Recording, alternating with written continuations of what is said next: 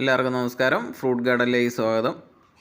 നമ്മളിന്ന് കപ്പ നടാൻ പോകുന്ന ഒരു വീഡിയോ എടുക്കുകയാണ്. കണ്ടില്ലേ, ആദ്യം നന്നായിട്ട് കപ്പയ്ക്ക് വേണ്ട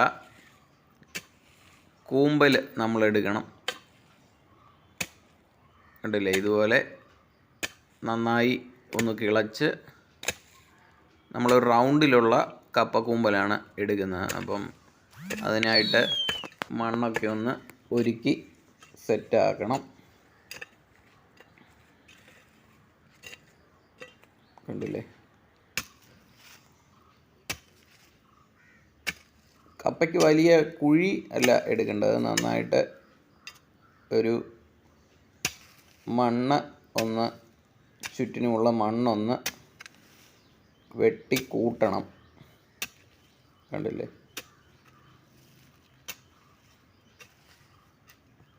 ഇപ്പോൾ മഴ പെയ്ത് ഒക്കെയുള്ള ടൈം ആയതുകൊണ്ട് നടാനുള്ള ഇതൊക്കെ ഇപ്പോൾ നട്ടു തുടങ്ങാം.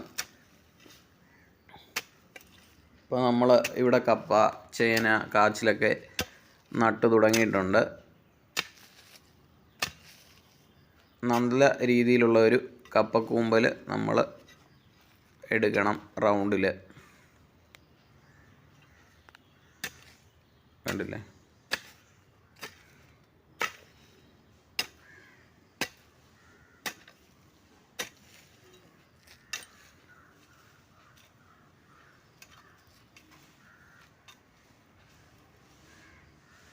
ഇനി നമ്മൾ കപ്പക്കൂമ്പൽ ഏകദേശം എടുത്തിട്ടുണ്ട്. ഇനി നമുക്ക് കുറച്ച് ചാണകപ്പൊടി കപ്പക്കൂമ്പൽ കപ്പക്കമ്പ് നമ്മൾ നടുന്ന ഭാഗത്ത് ഒരു ചെറിയൊരു പിള്ളക്കുഴി എടുത്ത ശേഷം കുറച്ച് വളമിടാനാണ് നമ്മളത് എടുത്തത്. കണ്ടില്ലേ, കുറച്ച് ചാണകപ്പൊടി നമ്മൾ ഇടുകയാണ്.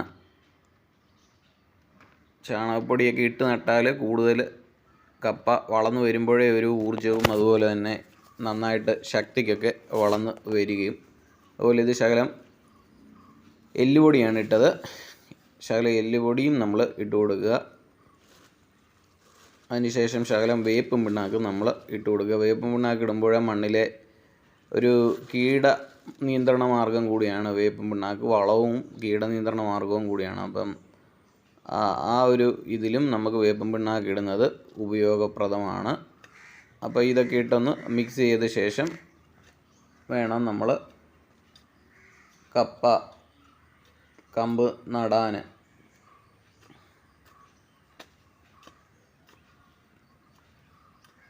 ഇതിൽ ഏകദേശം നമ്മളൊന്ന് മിക്സ് ചെയ്തു റെഡിയാക്കി. ഇനിയിപ്പം നമുക്ക് നടാം. ഇടങ്ങിയൊരു കപ്പക്കമ്പാണ് നമ്മൾ നടാൻ ഉപയോഗിക്കുന്നത്. ഈ ഒരു വലിപ്പത്തിൽ മുറിച്ചാൽ മതി. ഒത്തിരി വലിയ കമ്പൊന്നും നടേണ്ട ആവശ്യമില്ല. നമ്മൾ അതിന് ശേഷം ഒന്ന് കുത്തി ഇറക്കി വെച്ച് കൊടുക്കുക. അത്രയും മതി. കപ്പ ഉണ്ടല്ലേ, വളരെ എളുപ്പത്തിൽ നടാവുന്ന കൃഷിയാണ് കപ്പ കൃഷി.